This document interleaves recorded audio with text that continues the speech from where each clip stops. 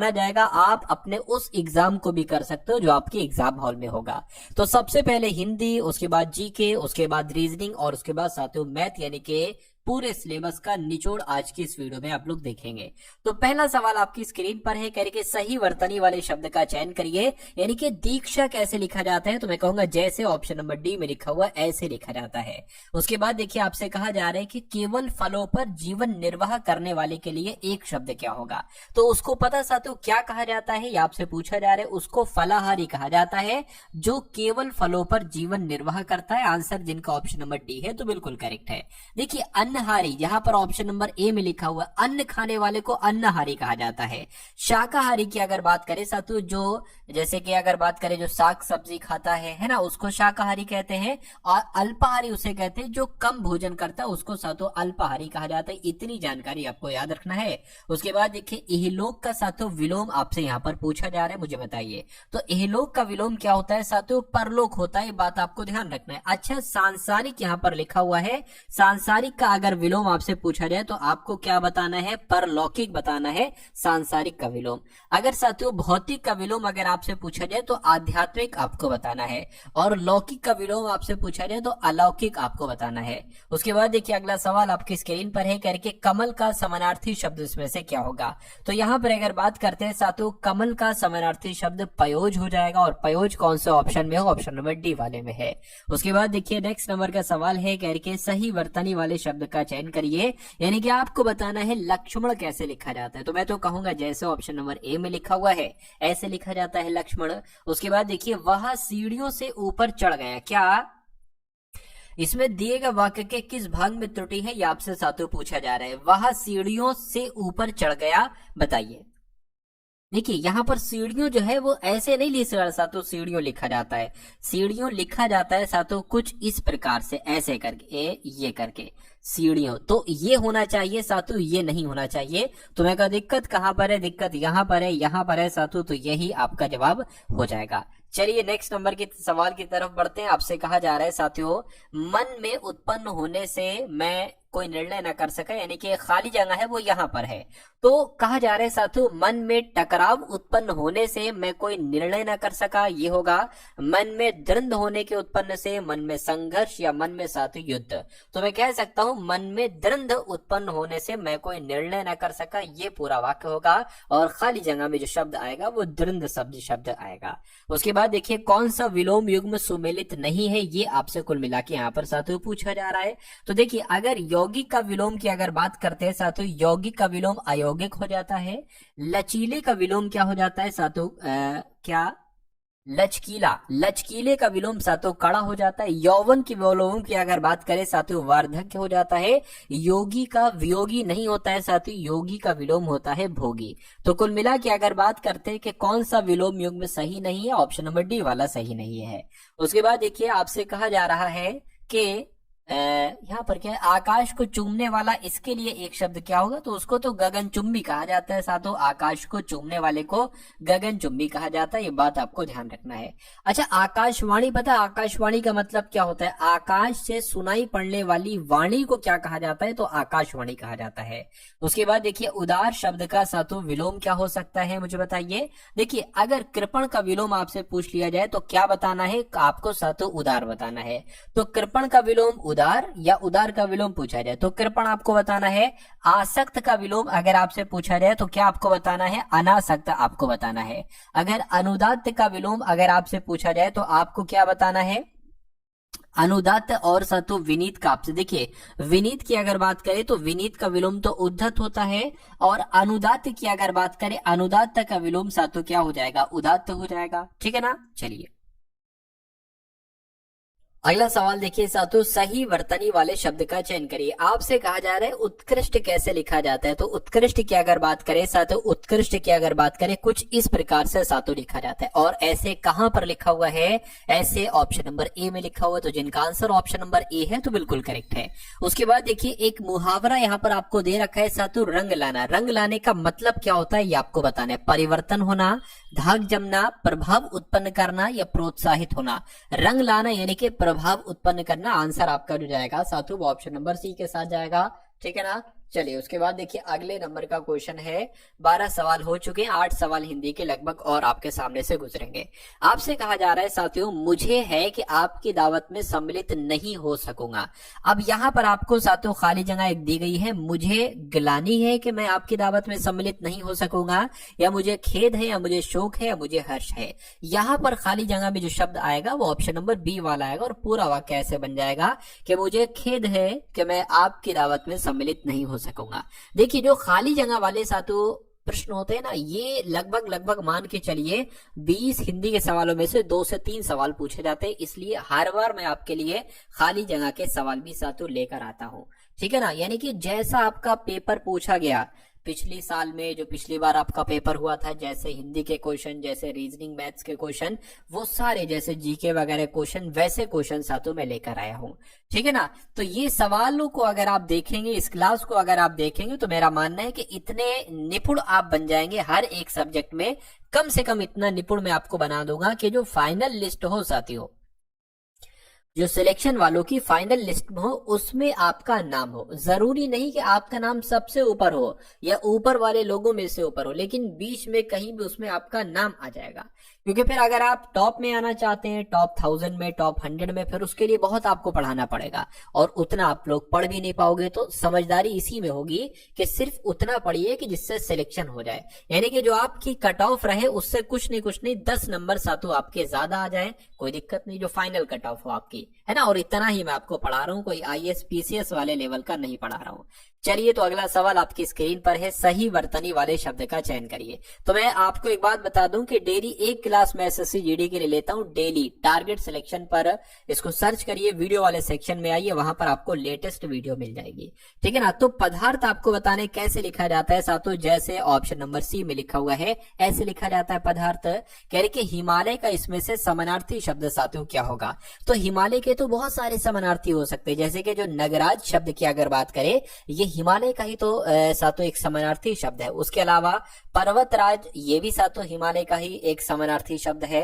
अगला सवाल आपकी स्क्रीन पर है, आपसे कहा जा रहा है कि वह पहलवान बन गया, क्या वह पहलवान बन राम खूब कसरत करता, ये क्या साथियों। देखिए यहां से शुरू है, राम खूब कसरत करता है, और फिर खाली जगह है, और फिर ये वाला चीज जो है ना वो यहां पर आएगी, वह पहलवान बन जाए, वह पहलवान बन जाए, ऐसे करके है।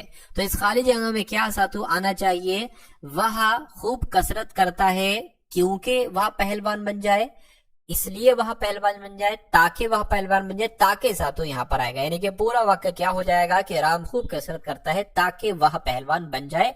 तो कुल मिला के आंसर आपको ऑप्शन नंबर सी होगा। उसके बाद देखिए अगला सवाल है, आपसे एक शब्द दिया गया आपको और विलोम पूछा जा रहा है कि छली का साथों विलोम क्या होता है, मुझे बताइए। देखिए अगर धूर्त का विलोम आपसे पूछ लिया जाए तो धूर्त का विलोम क्या हो जाएगा साथियों, भद्र हो जाएगा। कपटी की अगर बात करें साथियों क्या हो जाएगा, निष्कपट हो जाएगा। कपटी का विलोम निष्कपट हो जाएगा। और निश्चल की अगर बात करें साथियों, निश्चल का विलोम क्या हो जाएगा, निश्चल की अगर बात करें साथियों छली हो जाएगा, निश्चल का छली। और अगर बात करते जो के साथियों यहाँ पर लिखा हुआ, और निष्फल की अगर बात करें तो निष्फल का विलोम क्या हो जाएगा साथियों, फल हो जाएगा। तो कुल मिला के आपका जवाब अगर ऑप्शन नंबर बी है तो बिल्कुल करेक्ट है। यानी कि दाहिना हाथ होना, इस मुहावरे का मतलब साथियों क्या हो सकता है, फटाफट बताइए। धोखा देना, दुश्मन होना, बहुत सहायक होना। बिल्कुल, देखिए कहते नहीं ये मेरा दाहिना हाथ है, यानी कि ये दाहिना हाथ होना मतलब ये मेरे लिए बहुत सहायक है ना, मेरी मदद करता है, तो उसको साथियों जो बहुत ज्यादा मदद करता है उसको कहते हैं दाहिना हाथ। तो कुल मिला के आंसर आपका सी है। उसके बाद देखिए किसी के पीछे पीछे चलने वाला, इस वाक्यांश के लिए एक शब्द आपको बताना है साथियों क्या हो सकता है। देखिए अगर यहाँ पर हम लोग बात करते हैं आगामी का मतलब क्या होता है, जो भविष्य में आने वाला हो उसको आगामी कहा जाता है। प्रतिगामी की अगर बात करें, विपरीत दिशा में चलने वाले को साथियों प्रतिगामी कहा जाता है। और अगर यहाँ पर साथियों हम लोग बात करते हैं अनुगामी की, तो आपको ध्यान रखना है किसी के पीछे पीछे चलने वाले को अनुगामी कहा जाता है। इसलिए सही जवाब जिनका ऑप्शन नंबर डी है तो बिल्कुल करेक्ट है। उसके बाद देखिए अनंत शब्द का साथियों पर्यायवाची इसमें से क्या हो सकता है, मुझे बताइए। देखिए अनंत पता किसे कहा जाता है साथियों, अनंत कहा जाता है, आपको ध्यान रखना है, आकाश को कहा जाता है साथियों अनंत। आकाश को नभ कहते हैं, गगन कहते हैं, अंबर कहते हैं, व्योम कहते हैं। समुद्र की अगर बात करें साथियों, समुद्र को सागर कहते हैं, है ना, जल्दी कहते हैं। और देव की अगर बात करें साथों, देव को क्या कहा जाता है, अमर कहा जाता है साथों, है ना, अमर कहते हैं। पर्वत को क्या कहा जाता है, पर्वत को भूधर कहते हैं, अचल कहते हैं। उसके बाद देखिए अगले नंबर का क्वेश्चन आपकी स्क्रीन पर है साथियों। अगर बात करें 20 सवाल आप लोगों ने देखे हिंदी के, अब साथियों हम लोग जीके के सवालों को देखेंगे, लगभग 20 सवाल। तो इसमें से भी आप लोग देखते जाइएगा, बहुत शानदार सवाल साथियों मैंने यहाँ पर लिए हैं आपके लिए। तो आपसे अगर बात करें, कह रहे कि पाल वंश का शासक कौन था, तो मैं कहूंगा गोपाल साहब जो थे ये पाल वंश के ही तो संस्थापक थे। उसके बाद देखिए मोहम्मद गौरी किस वर्ष पृथ्वीराज तृतीय से पराजित हुए थे, तो मैं कह सकता हूँ 1191 की अगर बात करें साथियों, मोहम्मद गौरी ये पृथ्वीराज तृतीय से पराजित हुए थे। उसके बाद देखिए जब ईस्ट इंडिया कंपनी की स्थापना हुई तब भारत पर निम्नलिखित में से किसका शासन था, तो उस समय तो साथियों मुगल सम्राट का शासन था। आंसर आपका जाएगा ऑप्शन नंबर सी के साथ। उसके बाद देखिए भारतीय राष्ट्रीय कांग्रेस के उस अधिवेशन के स्थान का नाम बताइए जहां पूर्ण स्वराज को अपना अंतिम लक्ष्य घोषित किया गया था। तो एक तरीके से अगर बात करें कहां पर पूर्ण स्वराज को अपना अंतिम लक्ष्य घोषित किया गया था, तो मैं कहूंगा लाहौर अधिवेशन में यह काम हुआ था। लाहौर अधिवेशन इस सवाल का जवाब होगा। अलीगढ़ मुस्लिम विश्वविद्यालय की स्थापना साथियों किसके द्वारा की गई थी, तो किसके द्वारा की गई थी, सर सैयद अहमद खान के द्वारा की गई थी। ये बात आपको ध्यान रखना है। उसके बाद देखिए अगले नंबर का सवाल है, सविनय अवज्ञा आंदोलन का मुख्य उद्देश्य क्या था, तो सविनय अवज्ञा आंदोलन का मुख्य उद्देश्य आपसे पूछा जा रहा है क्या अगस्त कथन के विरुद्ध, गोलमेज सम्मेलन के विरुद्ध, विंस्टन चर्चिल का प्रतिक्रियावादी उपागम, या नमक कर के विरुद्ध। बिल्कुल साथियों सविनय अवज्ञा आंदोलन का मुख्य उद्देश्य नमक कर के विरुद्ध था। आंसर आपका डी होगा।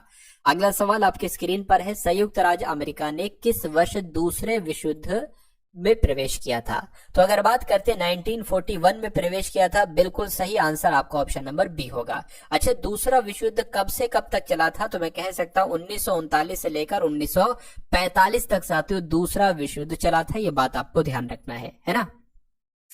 चलिए अगला सवाल देखिए, कह के भारतीय संविधान में जो अनुच्छेद 19 है ये क्या कहता है। अनुच्छेद 19 की अगर बात करें तो ये कहता है वाक और अभिव्यक्ति स्वतंत्रता के अधिकार के बारे में साथियों कहता है अनुच्छेद 19, ये आपको ध्यान रखना है।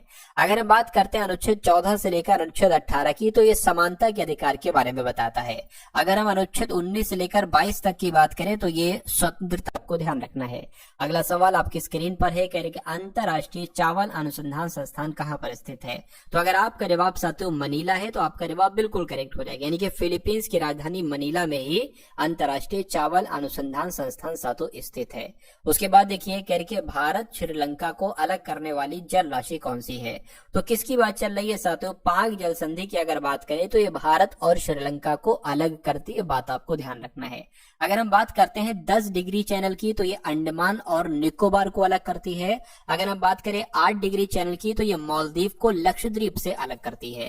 उसके बाद देखिए अगला सवाल है करके दक्षिण भारत का मैनचेस्टर किसे कहा जाता है, तो कोयम्बटूर की अगर बात करें, कोयम्बटूर को दक्षिण भारत का मैनचेस्टर कहा जाता है ना। उसके अलावा अगर बात करें आपसे पूछा जाता है कि उत्तर भारत का मैनचेस्टर किसे कहा जाता है, तो उत्तर भारत का मैनचेस्टर साथियों कानपुर शहर को कहा जाता है। और दक्षिण भारत का मैनचेस्टर तमिलनाडु के कोयम्बटूर को कहा जाता है, जो आपको मैंने बताया।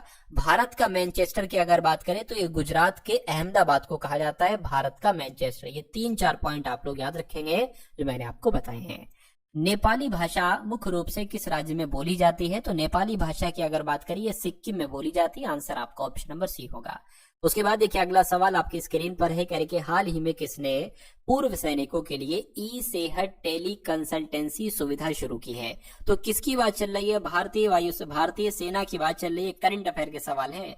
तो भारतीय सेना ने अभी हाल फिलहाल में पूर्व सैनिकों के लिए ई सेहत टेली कंसल्टेंसी सुविधा शुरू की है। आंसर आपका सी होगा। कह रहे कि कुल्हाड़ी बंद पंचायत अभियान ये किस राज्य में शुरू किया गया है, तो ये मैं कह सकता हूं महाराष्ट्र में, राजस्थान में या आंध्र प्रदेश में। ये कहां पर शुरू किया गया है, ये राजस्थान में शुरू किया गया है कुल्हाड़ी बंद पंचायत अभियान। आंसर आपका ऑप्शन नंबर बी होगा। उसके बाद देखिए कह रहे कि राष्ट्रपति द्रौपदी मुर्मू जी ने किस देश में अंतर्राष्ट्रीय शिक्षा सम्मेलन को संबोधित किया है, तो किसकी बात चल रही है, मैं कहूंगा न्यूजीलैंड की बात चल रही है, क्योंकि राष्ट्रपति द्रौपदी मुर्मू जी ने न्यूजीलैंड देश में अंतर्राष्ट्रीय शिक्षा सम्मेलन को संबोधित किया है। उसके बाद देखिए एयरपोर्ट पर पंजाब सहायता केंद्र खोला गया है, तो किसकी बात चल रही है, यानी कि चेन्नई एयरपोर्ट की, मुंबई एयरपोर्ट की, दिल्ली एयरपोर्ट की। दिल्ली एयरपोर्ट पर पंजाब सहायता केंद्र खोला गया है, यह बात आपको ध्यान रखना है। उसके बाद देखिए अगला सवाल आपकी स्क्रीन पर है, आपसे कहा जा रहा है कि किस राज्य की विधानसभा में एंटी पेपर लीक विधेयक पास हुआ है। तो मैं कह सकता हूं बिहार राज्य की विधानसभा में एंटी पेपर लीक विधेयक पास हुआ है। सही जवाब अगर आपका ऑप्शन नंबर बी के साथ है तो बिल्कुल करेक्ट है। और उसके बाद साथियों आपके हिंदी के क्वेश्चन हो चुके, आपके जीके के क्वेश्चन हो चुके, और अब साथियों यहाँ पर आप लोग देखेंगे रीजनिंग के एकदम टॉप लेवल के साथियों क्वेश्चंस। उन क्वेश्चंस को मैंने सम्मिलित किया है इस वीडियो में जो आपके संभावित सवाल है, जो आपके आने की पूरी पूरी साथियों संभावना है। चलिए तो रीजनिंग के इन सवालों को देखिए, इसमें आसान सवाल भी है, कठिन सवाल भी है ना। चलिए तो पहला सवाल आपके स्क्रीन पर है, आपसे कहा जा रहा है कि एक कागज का टुकड़ा मान लीजिए आपके पास ऐसा है चौकोर टाइप का, आपने इसको बीच से फोल्ड किया और ये वाला पार्ट, नीचे वाला पार्ट आप ऊपर ले गए, है ना, ऊपर आपने कर दिया। उसके बाद अब आपके सामने ऐसे करती आ गई, आपने बीच से यहां से फोल्ड किया और ये वाला पार्ट आप राइट पर ले गए। अब आपके पास एक ऐसा टुकड़ा आ गया, आपने किया क्या, आपने यहाँ पर गोला बनाया, आपने यहाँ पर चौकोर बनाया और आपने यहाँ पर बड़ा सा चौकोर बनाया। जब आप इसकी तह खोलोगे जो आपने लगाई थी, 1 2 3 तह लगाई थी, 3 तह खोलोगे तो ये कैसा दिखाई देगा, ऐसा ऐसा ऐसा या साथों ऐसा। देखिए यहां पर मुझे ऐसा लगता है कि अगर मैं यहां पर अगर बनाने की कोशिश करूं इसको तो ये 4 है, 4 बार खुलेगा, है ना। यहां पर देखिए एक बड़ा सा चौकोर है और यहां पर एक छोटा सा चौकोर है और यहां पर एक गोला है, तो गोला यहां पर भी आएगा, ठीक है ना। गोले के अगर गोला कहां कहां आएगा, सबसे पहले ये आप लोग देख लीजिए गोला कहां कहां आएगा।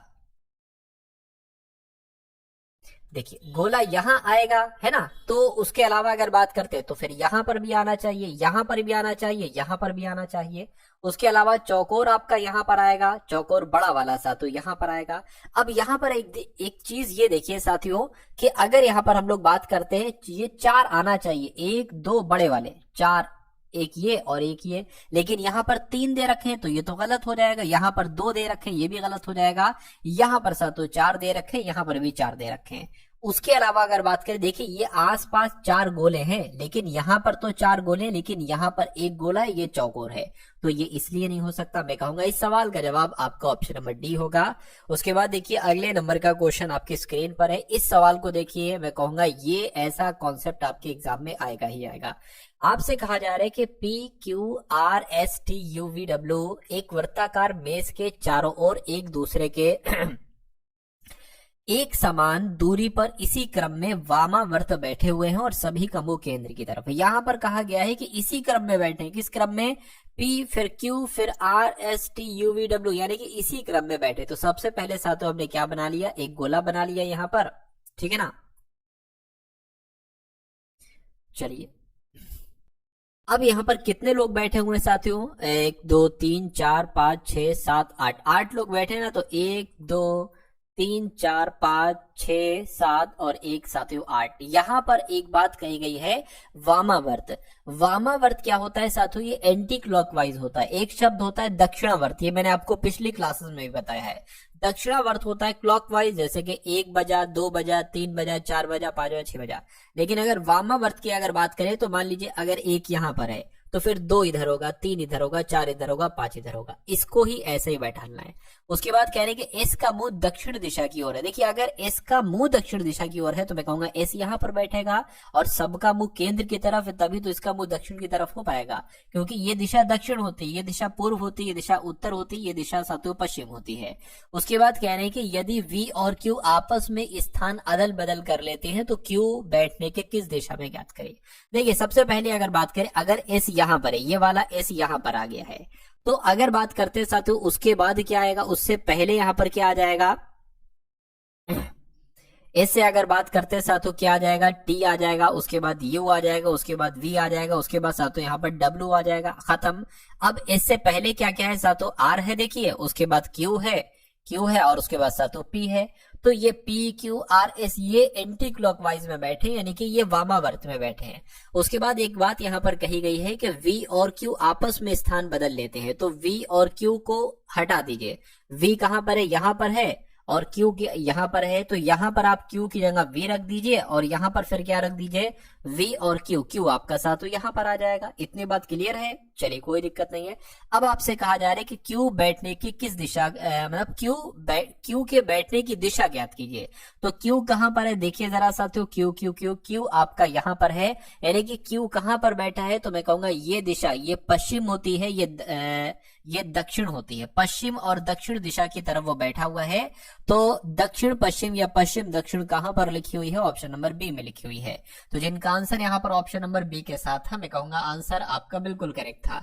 उसके बाद देखिए अगला क्वेश्चन है, आपसे कहा जा रहा है कि ये जो प्लस वाला चिन्ह है, इस वाले फलक के विपरीत फलक पर कौन सा चिन्ह मौजूद होगा, ये आपसे पूछा जा रहा है।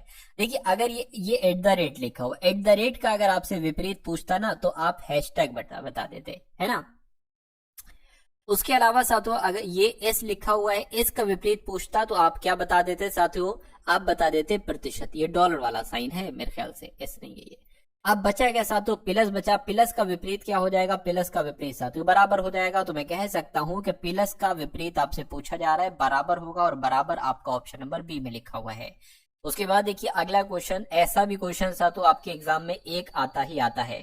आपसे यहां पर कहा जा रहा है कि उस विकल्प का चयन करिए जिसमें नीचे दिए गए शब्दों को उस क्रम में दर्शाया गया है जिस क्रम में वो अंग्रेजी शब्दकोश में होते हैं। सबसे पहले इसमें से कौन सा वर्ड आ सकता है, यहां पर लिखा हुआ है साथियों, एक तरीके से बात करें पीईजी, बाकी सब में पी आर लिखा हो, तो आर तो बाद में आता है क्योंकि आर 18 पर होता है, जी 7 पर होता है। तो सबसे पहले साथियों पहला ही आ जाएगा। अब इसमें से देखिए पीईआर सब में है, ये एस 19 पर आता है, ओ 15 पर आता है, तो ये ओ वाला पहले आएगा। इससे यहाँ पर सी है, ये तो फिर सबसे पहले आ जाएगा, ये आएगा, उसके बाद ये आएगा, यानी कि 4 होगा, उसके बाद 5 होगा। अब इसमें से बताइए कौन सा पहले आएगा। एस यहाँ पर क्या है यहाँ पर एस है, यहाँ पर ओ है, तो मैं कहूंगा ओ पहले आता, एस बाद में आता, यानी कि पहले 3 आएगा फिर 2 आएगा, पहले 3 आएगा फिर 2 आएगा। 145-32 कहां पर लिखा हुआ है, 145-32 ऑप्शन नंबर सी में लिखा हुआ है। तो जिनका आंसर ऑप्शन नंबर सी है तो बिल्कुल सही है। उसके बाद देखिए अगला क्वेश्चन आपकी स्क्रीन पर है, कह रहे GN21Q के अगर ये दर्पण में आप देखोगे तो कैसा आपको दिखाई देगा, ये आपको यहाँ पर बताना। देखिए जो सबसे अंत में होता है वो सबसे पहले दिखाई देगा, लेकिन K का मुंह दाएं तरफ है, K का मुंह साथियों बाएं तरफ आ जाएगा। क्यू की अगर बात करें, क्यू कुछ ऐसे बन जाएगा। एक की अगर बात करें, एक कुछ ऐसे बन जाएगा। टू कुछ ऐसे बनेगा। एन की अगर बात करें तो एन कैसे बनेगा, एन साथियों ऐसे बनेगा। और जी की अगर बात करें, जी कुछ ऐसे बनेगा। तो ये कहां पर लिखा हुआ है, कहां पर बना हुआ है ऐसा, ऑप्शन नंबर सी में है। तो ऑप्शन नंबर सी आपके इस क्वेश्चन का बिल्कुल सही और सटीक जवाब हो जाएगा।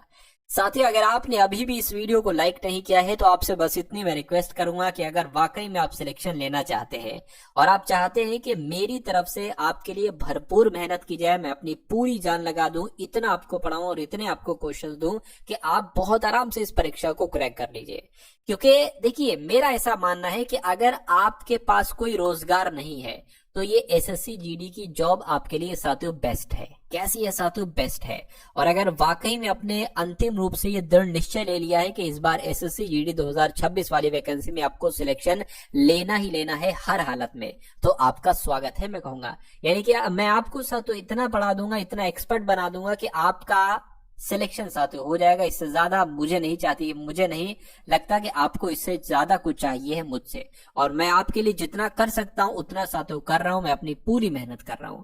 तो आप हमारी हर वीडियो को लाइक किया कीजिए, तभी तो मुझे पता चलेगा कि आप लोग पसंद कर रहे हो और मुझे और ज्यादा मेहनत करना चाहिए। तो वीडियो को बिना कहे लाइक कर दिया करिए। और चैनल पर अगर आप लोग नए हैं तो चैनल को भी तुरंत आप लोग सब्सक्राइब कर लीजिए, क्योंकि सब्सक्राइब करेंगे तभी आपको हमारी फ्री क्लासेस मिल पाएंगी। और मैं कहूंगा फ्री क्लास में मैं इतना कंटेंट दे रहा हूं, इतना दम लगा रहा हूं कि जितना शायद कोई आपसे हजारों रुपए देकर भी आपको ऐसा ना पढ़ा रहा हो, इतना मैं आपको फ्री दे रहा हूं। इसलिए तो ये फ्री जरूर है, लेकिन ऐसा नहीं कि इनकी कोई वैल्यू नहीं है। ये उससे ज्यादा बेस्ट है मैं कहूंगा जो आपको पेड पैसे लेकर साथियों पढ़ा रहे हैं। चलिए तो यहां पर अगर बात करें, एक नंबर सीरीज वाला साथियों सवाल आपकी स्क्रीन पर आ चुका है। आपसे कहा जा रहा है कि सबसे पहले 2 है, उसके बाद 5 है, उसके बाद 11 है, उसके बाद 17 है, उसके बाद कौन सा नंबर आएगा, और उसके बाद 31 आएगा, और उसके बाद 41 आएगा। तो यहाँ पर अभी तो मुझे भी नहीं पता क्या है, मैं सोचता हूँ देखता हूँ क्या है। देखिए 2, 5, 11, 17, 31 ये सारे साथियों अभाज्य संख्या मुझे लग रही हैं, और ये सारे के सारे अभाज्य संख्या ही हैं। तो 17 के बाद देखिए 21 तो आएगा नहीं, क्यों? क्योंकि 21 एक अभाज्य संख्या थोड़ी ना भाई साहब, ये तो 3 से 7 से कटता है। ये भी कटता है, ये भी 17 के बाद वाला नंबर आना चाहिए और 31 से पहले आना चाहिए। 29 की अगर बात करें या 23 की बात करें, मैं कहूंगा 23 आ जाएगा, क्योंकि फिर 29 तो 23 के बाद आएगा। तो यहाँ पर अगर बात करें यहाँ पर अगर बात करें 23 एक ऐसा अभाज्य संख्या है जो इसके क्रम में अगला होगा। तो कुल मिला के जिनका आंसर डी है तो बिल्कुल करेक्ट है। अगला क्वेश्चन आपकी स्क्रीन पर है। आपसे कहा जा रहा है कि एक निश्चित कोड भाषा में लेआउट को WRRVDI लिखा जाता है, तो चेतक को सातों क्या लिखा जा सकता है, मुझे बताइए। देखिए यहां पर अगर बात करें L से सातों W हुआ है, ठीक है, 12 से 23 हुआ है, A से R हुआ है, 1 से 18 हुआ है, Y से 18, ये कुछ समझ में नहीं आ रहा, यानी कि ये लॉजिक अब नहीं है। तो अगर सातों मुझे ऐसा लग रहा है कि यहां पर अगर सातों हम लोग थोड़ा सा ध्यान दें, जैसे कि ये W मैं आपको यहां पर लिख कर समझा देता हूं, LAYOUT, वो लॉजिक लग सकता है, जरूरी नहीं वो लॉजिक लगे। उसके बाद WRRVDI, यहां पर अगर बात करें मुझे ऐसा लग रहा है साथों जैसे कि ये T है, T से यहां पर W हुआ है, क्योंकि यहां पर कितना घटाया गया है साथों, कितना बढ़ाया गया है, यहां पर अगर बात करें साथों +3 बढ़ाया गया है, T 20 पर, W 23 पर, U होता है 21 पर, R होता है 18 पर, यहां पर साथों अब 3 घटा दिया गया है और 15 से 18 हो गया है, अब यहां पर साथों 3 बढ़ा दिया गया है। Y की अगर बात करें अब साथों 3 यहां पर घटाया गया है, यानी कि 3 घटाना 3 बढ़ाने वाला मैटर यहां पर साथों चल रहा है। तो इसमें भी हम यही चीज लगा देंगे, है ना। अब देखिए K है, तो सबसे पहले आपने क्या किया है, आपने एक 3 बढ़ाया है, तो जब K में साथों आप 3 बढ़ाओगे तो कितना आ जाएगा, K LMN आ जाएगा, तो N यहां पर है या तो यहां पर है। A में अब साथों क्या करोगे, आप 3 घटाओगे, तो जब आप साथों A में 3 घटाओगे तो क्या X आएगा, नहीं साथों कितना आएगा, मैं कहूंगा W आएगा। तो ये वाला आपका जवाब जो होगा वो बिल्कुल सही और सटीक जवाब हो जाएगा, ठीक है ना। चलिए उसके बाद देखिए अगला क्वेश्चन आपकी स्क्रीन पर है। यहां पर अगर बात करें 36A ब्रैकेट के अंदर है 15C4 और 15C4, उसके बाद B है, उसके बाद 21A 13 है, उसके बाद A, फिर 24 है, फिर D है, ब्रैकेट के अंदर 16D 2 है। तो यहाँ पर कहा गया कि A का अर्थ क्या है, तो A जहां पर आपको देखिए वहां पर प्लस लिख देना। B का अर्थ की अगर बात करें, B का अर्थ तो क्या है, ये माइनस होगा, तो माइनस आ जाएगा। C के अर्थ की अगर बात करें गुणा है, और D का अर्थ क्या है साथियों, डिवाइड, यानी कि यहाँ पर क्या भाग होना चाहिए, तो भाग है। इसको सॉल्व कर लीजिए। देखिए साथियों यहां पर अगर बात करें तो साथियों देखिए सबसे पहले ये लिख लीजिए 36 और फिर ये लिखते जाइए, साथ में लिखते जाइए, क्या दिक्कत है ना। ब्रैकेट के अंदर आ जाएगा 15 और C का मतलब है गुणा और फिर 4 आ जाएगा। B का मतलब क्या है, B का मतलब माइनस है, और ब्रैकेट के अंदर 21 प्लस 13 के अगर बात करें 13 आ जाएगा, और फिर A है यानी कि प्लस, फिर 24 आपका आ जाएगा, D का मतलब भाग है। ब्रैकेट के अंदर क्या है साथियों 16 है, डिवाइड आपका 2 आ जाएगा। अब देखिए 36 आ गया, ये प्लस 15 चौक कितना हो जाएगा, 60 हो जाएगा, माइनस 21 और 13 की अगर बात करें तो 4 हो गया और 3 हो गया, ठीक है। 24 यहां पर आ जाएगा। अब देखिए यहां पर भाग दोगे तो 2 एकम 2, 2 अट्ठे 16 आएगा, और 8 आ जाएगा। 8 की 24 से करोगे तो 8 3 24 आ जाएगा, यानी कि यहाँ पर आप 3 रख लो, वो ज्यादा आपके लिए सही रहेगा। अब इसको जोड़िए, 60 और कितना हो जाएगा सातों 96 हो जाएगा। 96 माइनस 34 प्लस 3 आ जाएगा। 96 में से 34 अगर हम घटाते हैं तो कितना बचता है साथियों, ये आपका 62 बचता है। 62 और 3 कितना हो जाएगा, 65 हो जाएगा। तो इस सवाल का जवाब आपका जो होगा वो 65 आएगा, और 65 कहां पर लिखा हुआ है, ऑप्शन नंबर ए में लिखा हुआ है। तो जिनका आंसर ऑप्शन नंबर ए के साथ है, मैं कहूंगा आंसर आपका बिल्कुल करेक्ट हो जाएगा भाई, बहुत बढ़िया, वेरी गुड क्लास। उसके बाद देखिए अगला क्वेश्चन है, कह रहे कि 2 बहनें हैं जिनका नाम है रजनी और रानी। 2 बहनें हैं, ठीक है, कोई दिक्कत नहीं, यानी कि इनकी आयु का अनुपात 2:3 है, यानी कि अगर रजनी 2x है तो रानी कितनी है साथियों, 3x है, ठीक है। 2x और 3x हो गई। कह 6 वर्ष के बाद उनकी आयु का अनुपात इतना हो जाता है। तो अगर हम मान लेते हैं साथियों ये रजनी है और रानी की अगर बात करें 3x है, 6 वर्ष बाद, तो इसमें 6 हमें प्लस करना पड़ेगा। 6 वर्ष के बाद इनका जो अनुपात होता है वो 3:4 हो जाता है, यानी कि फिर रजनी की आयु 3 हो जाती है और रानी की आयु 4 हो जाती है। तो इसको सॉल्व करिए, है ना। रजनी की वर्तमान आयु आपसे पूछी जा रही है, रजनी की वर्तमान आयु कितनी है, 2x है, यानी कि आपसे 2x की वैल्यू यहां पर पूछी जा रही है। तो x की वैल्यू निकाल लीजिए, फिर 2x की तो बहुत आराम से निकाल देंगे। पहले इसको कैलकुलेट करके यहां से x का मान साथियों आप लोग निकालिए। देखिए 4 दूना 8 यानी कि 8x हो गया, प्लस 4 छंग आपका कितना हो जाएगा 24 हो जाएगा, 3 3 आपका 9x हो जाएगा, प्लस 3 छंग 18 आपका हो जाएगा। अब देखिए 9x ये है बराबर के उधर 8x है ना, इधर आएगा माइनस का हो जाएगा। इधर अगर बात करें साथ 24 बराबर के उधर 18 है, इधर आएगा माइनस का हो जाएगा। तो ये x बराबर कितना आ जाएगा सातों 6 आ जाएगा। अब बहुत आराम से सातों रजनी की आयु हम निकाल सकते हैं। रजनी की आयु 2x है और x बराबर 6 है, तो 2 गुणा 6 से बराबर कितना हो जाएगा 12 वर्ष हो जाएगी। यानी कि रजनी की आयु कितनी है सातों 12 वर्ष है। अच्छा, अगर मैं आपसे पूछूं रानी की आयु कितनी है तो एक बार कमेंट में मुझे आप लोग बताइएगा। उसके बाद देखिए अगले नंबर का साथों क्वेश्चन आपकी स्क्रीन पर है, देखिए इस क्वेश्चन को, बताइए जवाब आपका साथों क्या होगा। देखिए नंबर सीरीज का सवाल है, 6 है, उसके बाद 22 है, उसके बाद 70 है, उसके बाद साथियों 214 है और अगला नंबर क्या होगा और फिर साथियों आना चाहिए 1942। तो ये आपके लिए है, आप इसका जवाब मुझे बताइए फटाफट। देखिए अगर थोड़ा सा यहाँ पर दिमाग लगाए तो 6 से 22 हुआ है, 6 तियां 18 और हम 4 जोड़ दें उसमें तो 22 हो जाएगा। ठीक है, 22 की अगर बात करें 22 से 70 जो है, मुझे ऐसा लग रहा है फिर से सातों 3 से गुणा करो, 22 तियां 66 और फिर से इसमें 4 जोड़ दो। ठीक है, ये तो कुछ लग रहा है हो जाएगा 70 से। अब देखिए 3 से गुणा, 3 से गुणा, तो यहाँ पर भी 3 से गुणा करिए, 7 तियां 21, 210 हो गया, 210 ये 214, यानी कि यहाँ पर भी हमें 4 जोड़ना पड़ेगा। तो कुल मिला के यहाँ पर भी पहले 3 से गुणा कराइए, यानी कि 214 की गुणा 3 से कराइए और फिर उसके बाद सातों उसमें 4 जोड़ दीजिए। 3 चौक कितना हो जाएगा 12 हो जाएगा, ये आपका 4 आ जाएगा, 3 दूना 6 आ जाएगा, इसमें सातों 4 जोड़ दीजिए, कितना आपके सामने आ जाएगा 446 आ जाएगा। और 446 क्या, सॉरी 646 आ जाएगा। 646 का ऑप्शन में है, ऑप्शन नंबर सी वाले में। अगर आपको बिल्कुल पक्का करना हो आंसर तो इसमें भी 3 से गुणा करके 4 जोड़ेंगे तो सातों 1942 ही आना चाहिए और आएगा भी सातों, मेरी उम्मीद है पूरी।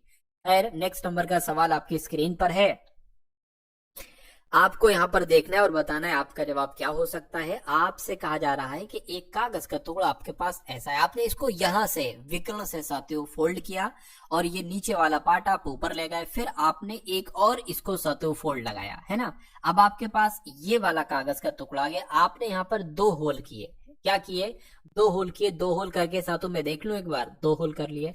अब जब 2 होल करने के बाद जब आप इसको ओपन करोगे तो ये कैसा दिखाई देगा। देखिए एक होल यहाँ पर है तो एक होल यहाँ पर भी होगा, एक होल यहाँ पर भी होगा, फिर एक होल यहाँ पर भी होगा, यहाँ पर भी होगा और यहाँ पर भी होगा, यहाँ पर भी होगा।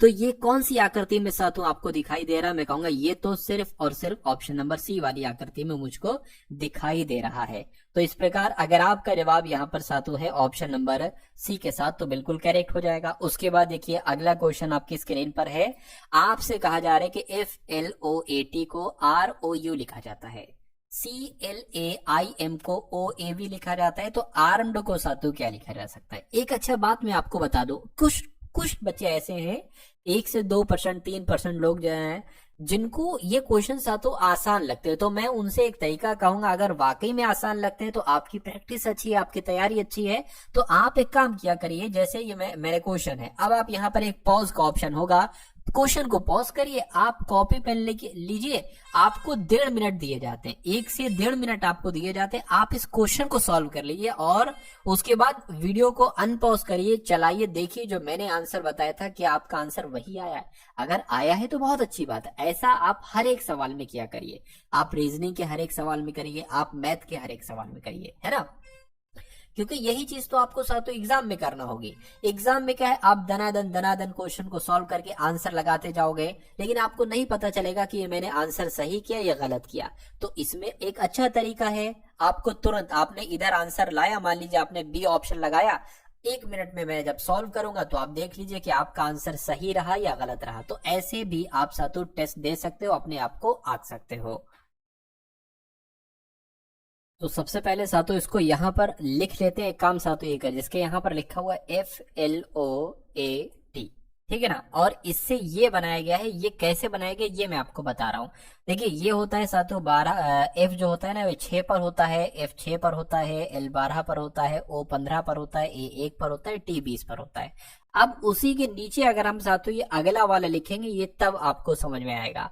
उसके अगला वाला क्या है साथों, R है, O है और साथों U है। देखिए अब R आता है 18 पर, O आता है 15 पर और U आता है 21 पर। कैसे ये 21 आया है, ये बीच वाला तो इन्होंने 15 कर दिया, लेकिन 6 + 12 कितना होता है, 18 होता है। 1 + 20 कितना होता है, 21 होता है। तो ये ऐसे बना है, तो ऐसे ही ये बना होगा और ऐसे ही साथ ये बना होगा, यानी कि इन दोनों को जोड़कर हमें जो लेटर मिलेगा वो कौन सा है बताइए। R 18 पर होता है, 1 पर होता है 19 आएगा, यानी कि 19 पर साथ तो S होता है। M जैसा है M वैसे रखेंगे। E और D यानी कि 5 और 4 9 होता है, 9 पर I होता है। तो कुल मिला के आपका जवाब जो जाएगा ऑप्शन नंबर ए के साथ जाएगा, और जिनका आंसर ऑप्शन नंबर ए है तो बिल्कुल करेक्ट है। यानी कि विटिकल्चर का संबंध अंगूर से है, तो फ्लोरिकल्चर का संबंध सातों किससे होगा, मैं कहूंगा फूलों से होगा। फूल आपके सवाल का राइट आंसर है। उसके बाद देखिए अगले नंबर का सवाल आपकी स्क्रीन पर है, ठीक है ना। आपसे कहा जा रहा है कि SRQ, उसके बाद PON, उसके बाद कौन से 3 लेटर यहाँ पर आएंगे, फिर JIH आना चाहिए। S 19 पर होता है, P 16 पर होता है, 3 घटाया गया है, और यहाँ पर भी 3 घटाया गया है। तो मैं कहूंगा यहाँ पर भी 3 घटेगा। 16 में 3 घटाओगे तो मेरे हिसाब से साथ तो M आ जाना चाहिए। M यहाँ पर है, M यहाँ पर है। उसके बाद K आ रहा है, सेम सॉरी L और K आ रहा है, ठीक है। R 18 पर होता है, O 15 पर होता है, 3 घटाया गया, और I से F हुआ है, 3 घटाया गया, तो यहाँ पर भी 3 घटेगा। जब यहाँ पर 3 घटाओगे तो L आ जाएगा, यानी कि ML कहाँ पर लिखा हुआ है, ऑप्शन नंबर बी में ही लिखा हुआ है। उसके बाद देखिए कह रहे C दर्शाने वाले फलक के विपरीत फलक पर कौन सा अक्षर आएगा। देखिए अगर आपसे E का विपरीत पूछा जाता है तो E का आप G बताते, अगर आपसे F का विपरीत पूछा जाता है तो F का आप साथ D बताते, लेकिन अगर C का विपरीत पूछा जाता है तो H बताते। तो C का विपरीत क्या हो जाएगा, H हो जाएगा। C का विपरीत यहाँ पर पूछा गया है, H आपके सवाल का बिल्कुल सही जवाब हो जाएगा। उसके बाद देखिए अगला क्वेश्चन है। अगला क्वेश्चन साथियों आपसे यहाँ पर क्या कहा जा रहा है, देखिए और बताइए आपका जवाब क्या होगा। आपसे यहाँ पर कहा जा रहा है कि एक लड़के की ओर इशारा करते हुए रंजीता ने कहा कि वह मेरे पति के ससुर की इकलौती पुत्री के पुत्र के पिता की इकलौती बहन का पुत्र है। उस लड़के की माँ का रंजीता के पति से क्या संबंध। देखिए अगर इसको बिना लिखे हम सॉल्व करें या कम से कम लिखकर इसको सॉल्व करें, तो मेरे साथ जो मैं पढ़ रहा हूं, जो मैं सोच रहा हूं, वो आप सोचिए। एक लड़के की ओर इशारा करते हुए रंजीता कहती, मान लीजिए साथियों वो लड़का ये है ना, और रंजीता जो है ना वो रंजीता ये है। अब बहुत कम लिखेंगे हम लोग। रंजीता कह रही है कि ये जो है ना ये मेरे पति यानी कि इनके पति हो गए, इनके पति के ससुर, इनके पति के ससुर कौन होंगे, तो रंजीता के पिताजी होंगे। रंजीता के पिताजी की इकलौती पुत्री कौन होंगी, अरे भाई ये अपनी ही बात कर रही है, यानी कि इकलौती पुत्री यानी कि खुद के पुत्र के पिता, खुद के पुत्र के पिता कौन, यानी कि अपने पति की बात कर रही है। खुद के पुत्र के पिता की इकलौती बहन, यानी कि अपने पति की बहन की यहाँ पर बात चल रही है। तो अपनी बहन के बहन का पुत्र है, यानी कि ये जो लड़का है ना ये रंजीता के पति की बहन का पुत्र है साथियों। तो आपसे सवाल, अब आप लोग समझ गए ना ये लड़का कौन है, ये रंजीता के पति की, मतलब रंजीता के पति की बहन का बेटा है। अब सवाल पूछा जा रहा है कि उस लड़के की माँ कौन, ये इस लड़के की माँ है ना, इस लड़के की माँ तो ये होंगी। इस लड़के की माँ रंजीता के पति से क्या संबंध, यानी कि ये जो पति है ना इनके, ये क्या कहेंगे इस लड़के की माँ को, तो भाई ये तो इनकी बहन है। तो बहन है तो बहन आपके सवाल का जवाब होगा। आंसर अगर आपका डी है तो बिल्कुल करेक्ट है। इस सवाल को ऐसे ही इसी टाइप से साथों आप लोग भी किया कीजिए। उसके बाद देखिए कह रहे साथों 7 से यहाँ पर क्या बनाया गया है, 113 बनाया गया है। उसी प्रकार 11 से यहाँ पर साथों क्या बनाया जाएगा ये आपको बताना है, और उसी प्रकार 15 से यहाँ पर साथों 481 बनाया जाएगा। कैसे बनाया जाएगा, देखिए 7 से अगर हम 113 बनाए तो मैं कोशिश कर सकता हूं। देखिए साथियों 7 से 13 बड़ा तगड़ा पड़ जाएगा। अगर हम साथियों यहाँ पर 7 का स्क्वायर ले लें तो हमें 49 मिल जाएगा। अगर हम 49 की गुणा साथियों 2 से कर लें तो कितना आ जाएगा बताइए, 98 आ जाएगा। थोड़ा थोड़ा नजदीक हमें ऐसा लग रहा है। अगर हम 98 में कितना जोड़े ये आ जाए साथियों बताइए। अगर हम इसमें साथियों देखिए इसी का ही यानी कि क्या जोड़ने साथियों, अगर मैं कहूं इसी यानी कि इस नंबर का 7 गुणा 2 जोड़ने अगर हम, है ना, और फिर हम +1 कर दें तो साथियों हमें ये 113 यहाँ पर मिलेगा। ठीक है ना, चलिए अब साथियों यही लॉजिक हम यहाँ पर अपनाते, देखते हैं कि ऐसा हो सकता है या एक काम करें इसमें साथियों डायरेक्ट अपना ले। तो मैं कहूंगा 11 का अगर आप क्या करोगे साथियों स्क्वायर करोगे, 11 का स्क्वायर करोगे तो कितना आ जाएगा 121 आ जाएगा, है ना, क्योंकि यहाँ पर बड़े नंबर मिल रहे हैं साथियों। अब यहाँ पर हमने क्या किया था, यह हमें मिल गया। उसके बाद साथियों 11 की गुणा 2 से करोगे, 11 की गुणा 2 से करके एक प्लस करने की कोशिश करोगे तो 121, ये कितना हो जाएगा साथियों, ये आपका 22 हो जाएगा। तो ये 3 हो गया, 4 हो गया, एक यहाँ पर आ जाएगा, ठीक है ना, और एक यहाँ पर आ जाएगा। उसके बाद साथियों क्या करोगे, देखिए 11 का स्क्वायर 121 हो जाएगा। अच्छा यहाँ पर 2 से गुणा भी तो कराई गई थी, एक सेकंड रुकिए, यानी कि यहाँ पे हमें 2 से गुणा कराना है। 2 से गुणा कराने के बाद जो आपको जोड़ना है वो फिर साथ ये जोड़ना है 7 गुणा 2, यानी कि 11 गुणा 2 जोड़ना है। तो इसको जरा करिए, 2 एकम 2, 2 दूना 4, 2 एकम 2 प्लस, अब इसमें सातों 22 करना और फिर उसके बाद एक और प्लस करना है। तो कितना हो जाएगा सातों, ये 4 हो जाएगा, 2 2 4 हो गया, ये 6 हो जाएगा, 2 हो जाएगा, एक जोड़ दीजिए 265 आ जाएगा। क्या 265 ऑप्शन में है? मैं कहूंगा बिल्कुल है, ऑप्शन नंबर सी वाले में है। तो ये ऐसे सातों सवाल होगा, इसको एक दो बार आप लोग करेंगे तो आ जाएगा। और अच्छा एग्जाम में आएगा तो यही सेम टू सेम, सिर्फ हो सकता हो अगर शायद नंबर चेंज हो गए तो वो अलग बात है, लेकिन यही कॉन्सेप्ट आएगा साथों, इसलिए तैयार कर लीजिए इस क्वेश्चन को 1 से 2 बार करके। उसके बाद देखिए कथन और निष्कर्ष पर आधारित सवाल आपकी स्क्रीन पर है। आपसे कहा जा रहा है कि सभी चूहे कुत्ते हैं, तो मान लेते हैं साथों ये चूहे हो गए और ये सभी चूहे क्या हो गए साथों, सभी चूहे जो है ना वो कुत्ते हो गए। यानी कि कुछ चूहे मुर्गियां हैं, तो मान लेते इतने चूहे साथों क्या हो गए, इतने चूहे मुर्गियां हो गई। अब निष्कर्ष पढ़िए और बताइए कौन सा सही कौन सा गलत। कुछ चूहे कुत्ते हैं, कुछ चूहे कुत्ते हैं, बिल्कुल साथों। जब सारे चूहे कुत्ते हैं तो मैं कहूंगा कुछ चूहे कुत्ते हैं, है ना, कुछ चूहे कुत्ते हैं, ये आपका सही हो जाएगा, कोई दिक्कत नहीं है। देखिए सभी चूहे कुत्ते हैं, सभी चूहे कुत्ते हैं हो गया है। कुछ चूहे मुर्गियां हैं, कुछ चूहे मुर्गियां हैं, ये भी हो गया है। कुछ चूहे कुत्ते हैं, कुछ चूहे कुत्ते हैं, सही है। कुछ मुर्गियां चूहे हैं, कुछ मुर्गियां चूहे हैं, ये भी बिल्कुल सही है। यानी कि दोनों ही सातों यहाँ पर आपका सही हो जाएंगे। आंसर आपका ऑप्शन नंबर डी होगा। चलिए उसके बाद देखिए अगला क्वेश्चन आपके स्क्रीन पर है। यहाँ पर अगर बात करें, आपसे कह रहे हैं कि भतीजी ब्यूटिशियन महिलाएं। देखिए जितनी भी भतीजी हैं वो सब महिलाएं हैं, यानी कि ये क्या हो गई, ये भतीजी हो गई, और जितनी भी भतीजियां हैं ये सब महिलाओं के अंतर्गत ही तो आएंगी। अब यहाँ पर अगर बात करें, कुछ ब्यूटिशियन हो सकता हो साथियों भतीजी और महिला हो, तो कुल मिला के कुछ ऐसा आ जाएगा। और ऐसा कहाँ पर बना हुआ है, ऐसा ऑप्शन नंबर सी में बना हुआ है। तो ये ऑप्शन नंबर सी आपके इस क्वेश्चन का जवाब है। उसके बाद देखिए अगला क्वेश्चन आपकी स्क्रीन पर है। ओ है खाली जगह है, के एम है खाली जगह है, ओ पी के है खाली जगह है, ए ओ है, उसके बाद 2 बार खाली जगह है, और एम है, और फिर सातों ए है। तो इसको आपको यहाँ पर सॉल्व करना है। देखिए सबसे पहले काउंट करिए, 1 2 3 4 5 6 7 8 9 10 11 12 13 14 15, 15 है। तो मैं कहूंगा साथों 5 5 का बनना चाहिए। 1 2 3 4 5 ये अलग, 1 2 3 4 5 ये अलग, 1 2 3 4 5 ये अलग। आप देखोगे साथों अंत में ए आ रहा है, ए यहाँ पर आ रहा है, ए यहाँ पर आ रहा है, तो अंत में यहाँ पर भी साथों ए आ जाएगा। अब आपको अंतिम के 3 मिल गए हैं साथों। देखिए के एम ए, यहाँ पर एम ए तो है लेकिन के नहीं है, तो के बना लिया, के एम ए हो गया। के है, एम नहीं है, तो के एम ए हो गया। अब पूरा आपको मिल गया है ओपी के एम ए, ओ पी के एम ए, ओ पी के एम ए, ओ पी के एम ए।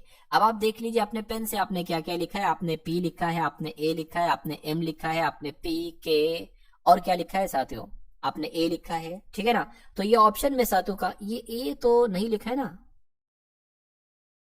हाँ ए नहीं लिखा, ए तो पहले से लिखा हुआ था।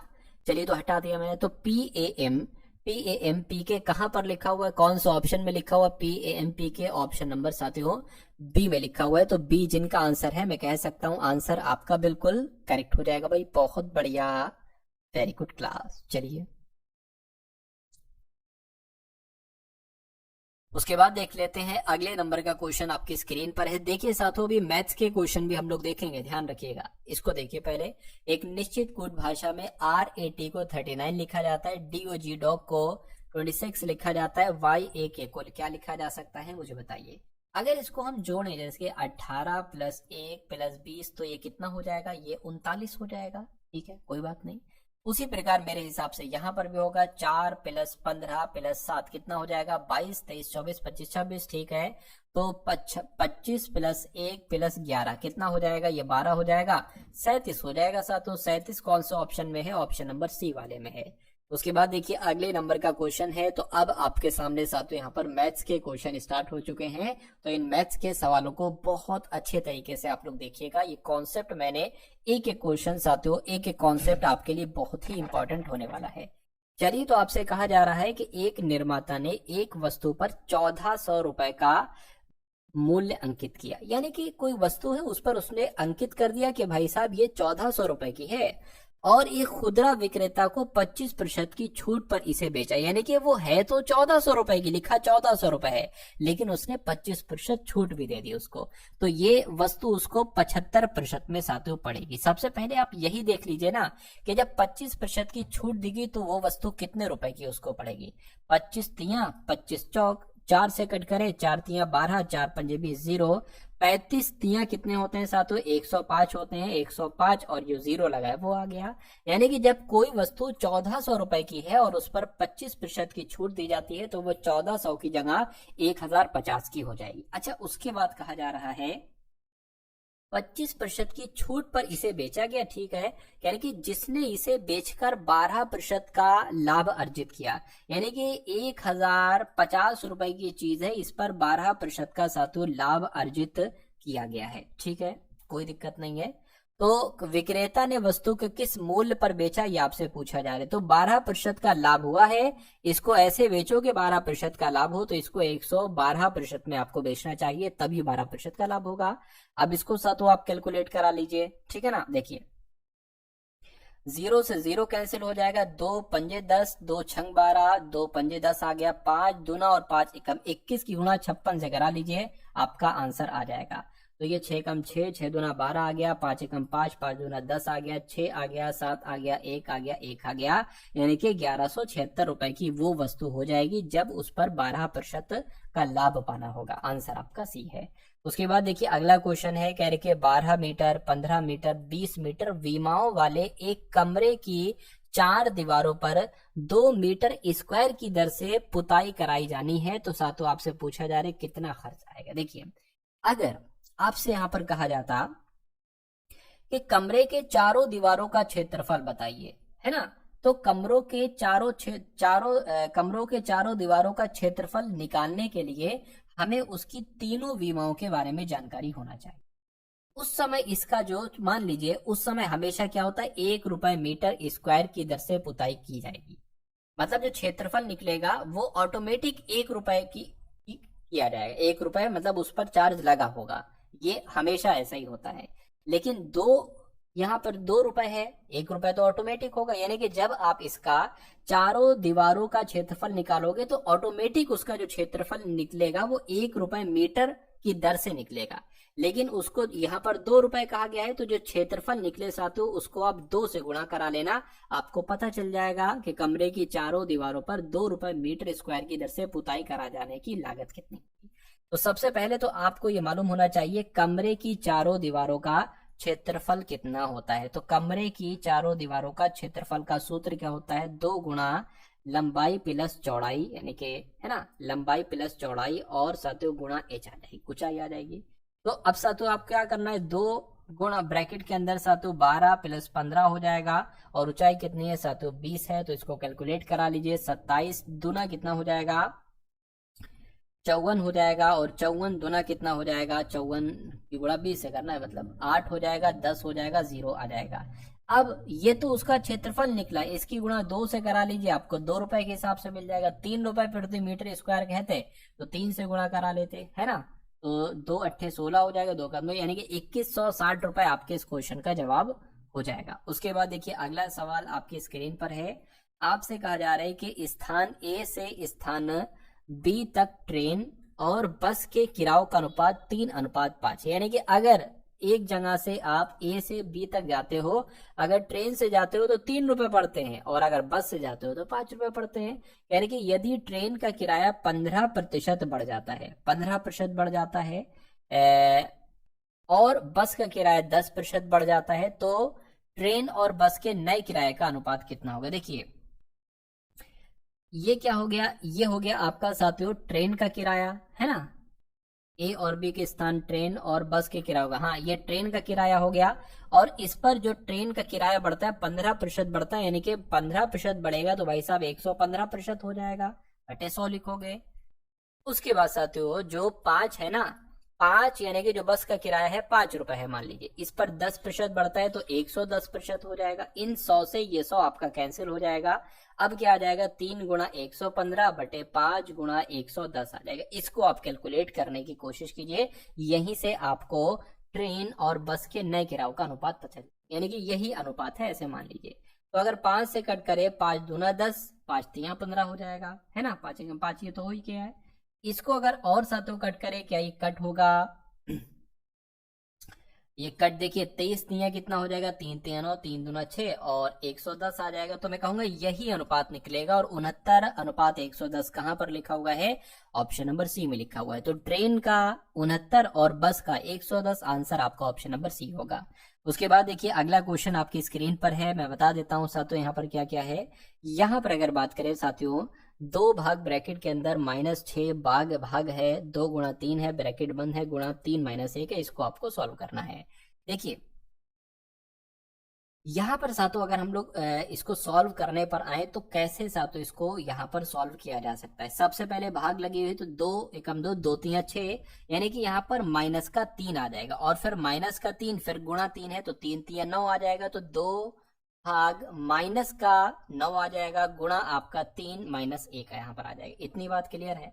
अब देखिए 2 भाग लगा है ना, तो ये क्या आ जाएगा, 1 सेकेंड, 2 है भाग है तो ये, लेकिन माइनस का ये है, और इधर कितना है सातों 3 है, माइनस का 1 आ जाएगा।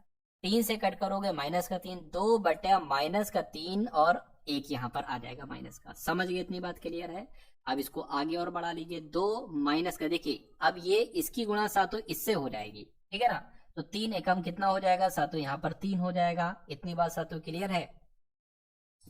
और बटे क्या आ जाएगा सातों, यहाँ पर 3 आ जाएगा, लेकिन माइनस की गुणा -1 से होगी तो ये साथियों माइनस माइनस प्लस हो जाएगा, ये माइनस ये प्लस हो गया, लेकिन ये जो माइनस का 3 है ये माइनस का 3 रहेगा। तो ऊपर 5 आ जाएगा साथियों, ये 3 आ जाएगा, कुल मिला के -5/3 आपका जवाब होगा।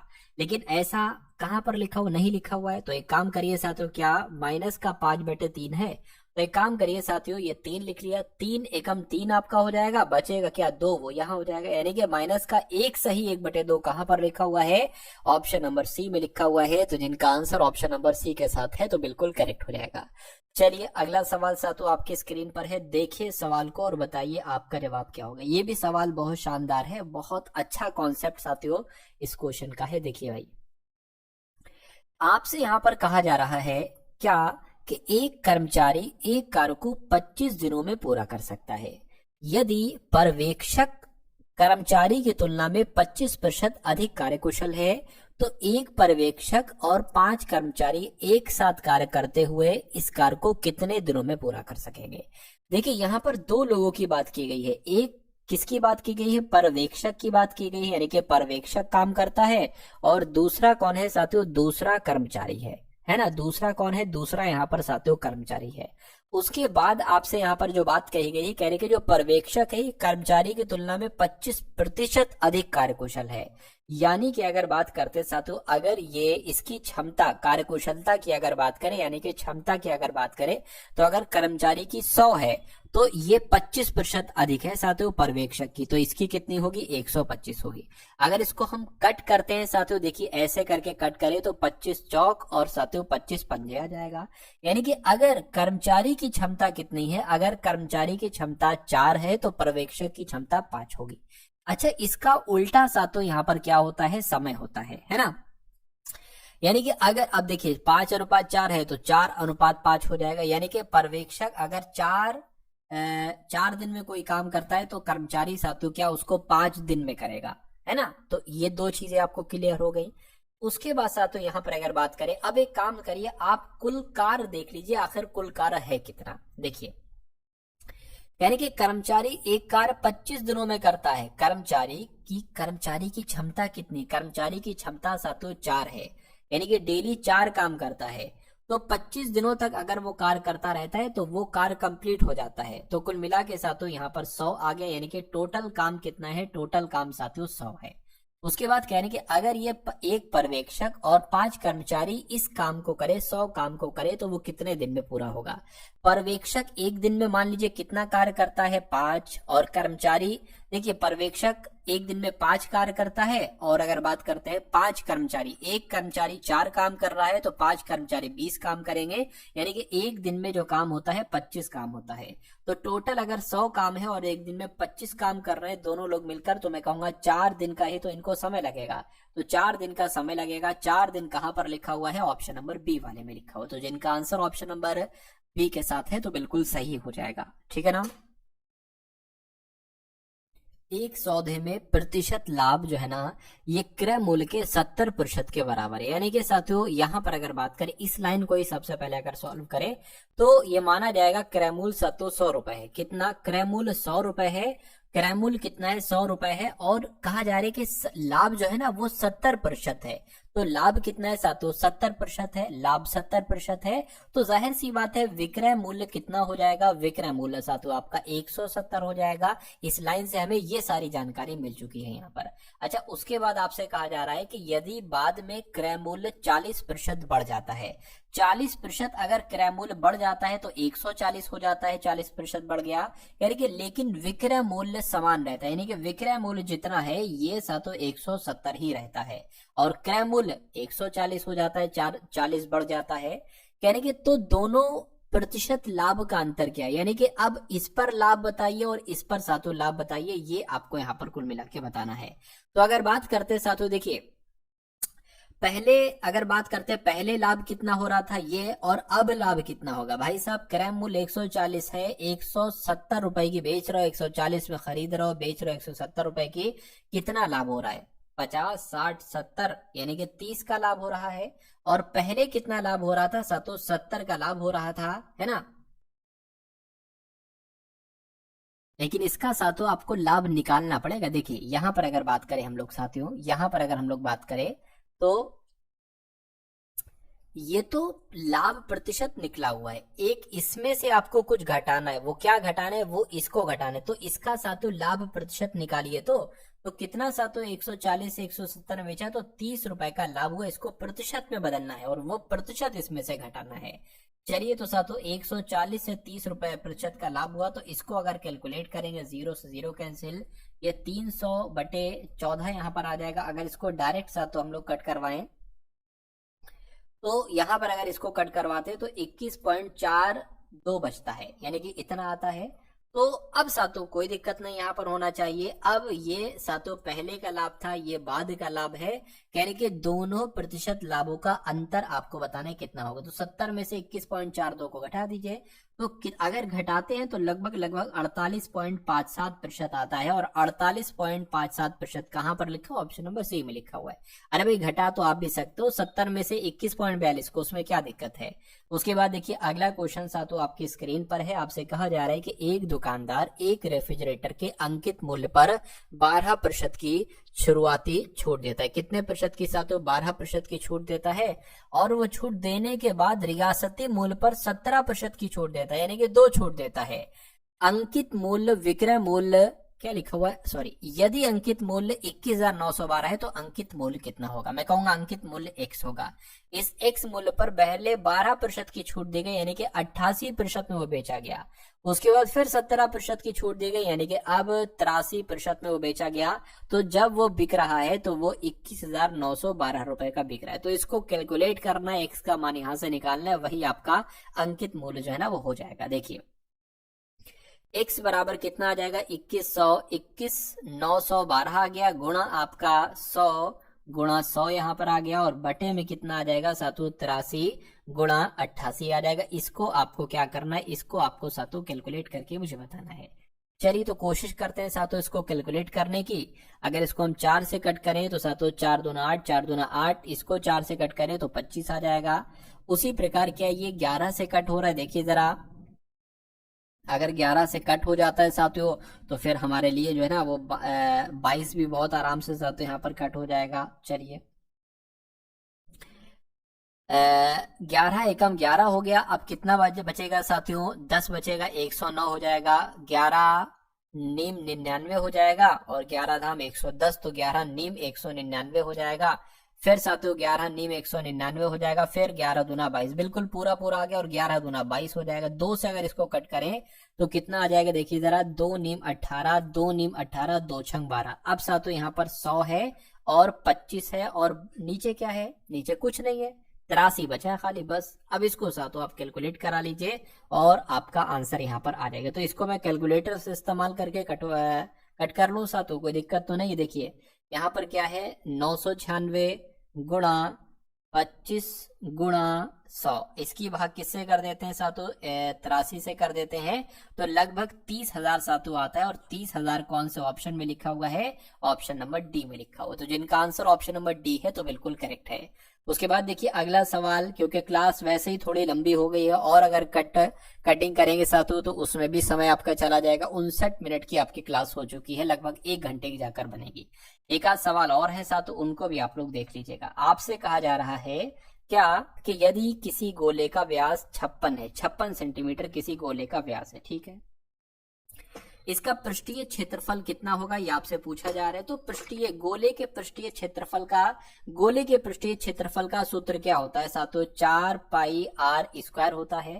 तो अगर बात करते हैं 4 पाई की वैल्यू कितनी है साथियों? 22/7, और आर कितना है? व्यास है 56, तो इसका आधा ही तो होगा साथियों त्रिज्या, व्यास की आधी ही तो होती है साथियों त्रिज्या।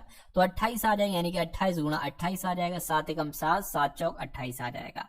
तो अब आपकी 22 चौक कितने हो जाएंगे? 88, और 4 की 28 से साथियों गुणा करोगे तो 4 अट्ठे आपका 32 हो जाएगा। 4 दूना 8, 8 और आपका 11 हो जाएगा, यानी कि 88 की गुणा साथियों आपको किससे कराना है? आपको 112 से कराना है। तो इसको भी साथियों मैं करा लेता हूं।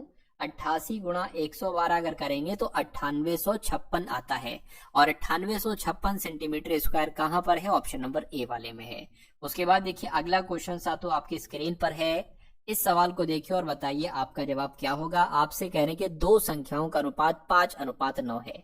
यदि उनका महत्तम समापवर्तक यानी कि अगर HCF 14 है तो LCM कितना होगा?